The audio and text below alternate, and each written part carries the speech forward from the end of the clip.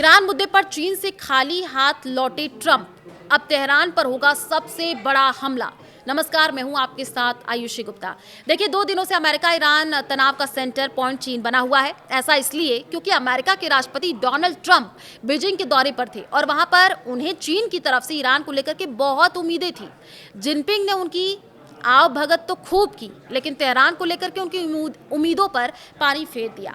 Trump इसके बाद Beijing से ईरान के मुद्दे पर खाली हाथ लौटे हैं। अब जानकारों को ये लगता है कि वॉशिंगटन पहुंच करके वो ईरान पर कोई चौंकाने वाला फैसला भी ले सकते हैं, जिसमें नए हमले की आहट होगी, जिसमें तबाही शायद बेहिसाब होगी।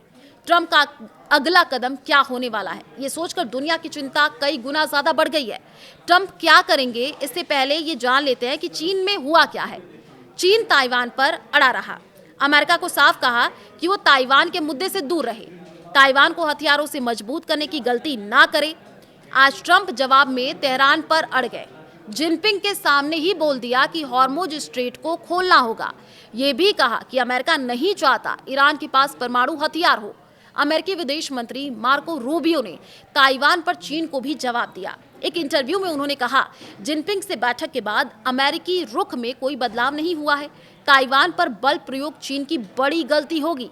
यानी एक तरह से देखा जाए तो ट्रंप के चीन दौरे में फोटो ऑप से ज्यादा कुछ हासिल नहीं हुआ है। ईरान ताइवान जैसे 2 बड़े इंटरनेशनल इश्यू जस के तस रहे। इस पर अमेरिका और चीन में कोई बड़ी सहमति नहीं बन पाई है।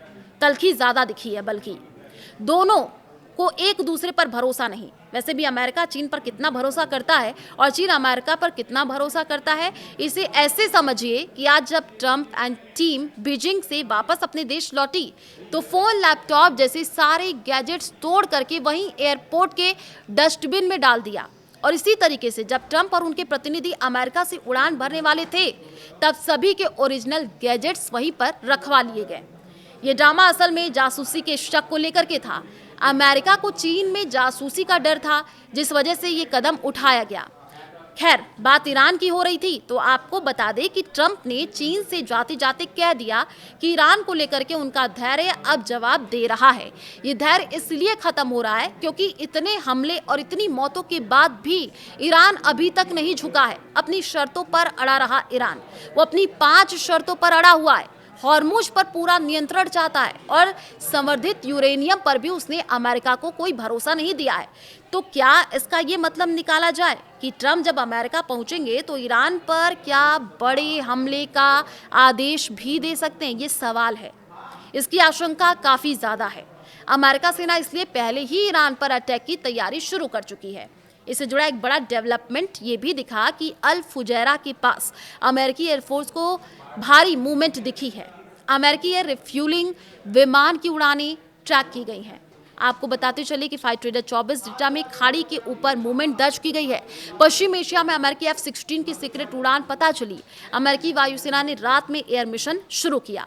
अमेरिका बड़ी तैयारी कर रहा है। ईरान के करीब अमेरिकी मरीन का बड़ा सैन्य अभ्यास भी हुआ। अमेरिकी कमांडो सी हॉक हेलीकॉप्टर से उतरे। ईरान के खिलाफ अमेरिकी नाकाबंदी में आज अगर हम बात कर ले तो 20 से ज़्यादा अमेरिकी वॉरशिप लगी हुई है। ट्रंप क्या करने वाले हैं, इसके संकेत इजराइल की ओर से भी मिल रहे हैं।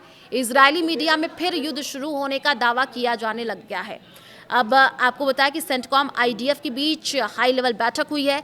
रिपोर्ट है कि अमेरिकी सैन्य ऑपरेशन विंडो जल्द खुल सकता है और इस बीच इजरायली रक्षा मंत्री ने भी ईरान को युद्ध की धमकी दी है। उन्होंने कहा, मिशन अभी पूरा नहीं हुआ है, जरूरत पड़ी तो ईरान के खिलाफ जल्द कार्रवाई होगी। ईरान के विदेश मंत्री ने इसका जवाब दिया।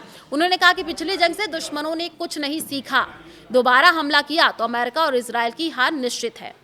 ईरानी संसद के स्पीकर कालीबाफ ने भी अमेरिका को चेतावनी दी। कहा, जंग की सनक अमेरिका पर भारी पड़ेगी। अमेरिकी अर्थव्यवस्था युद्ध का बोझ नहीं उठा पाएगी। यानी ये साफ है कि तनाव कम तो बिल्कुल नहीं हुआ है। उल्टे बारूद कब फट जाए, खाड़ी के देश युद्ध में कब उलझ जाएं, अब आगे का सवाल यही है।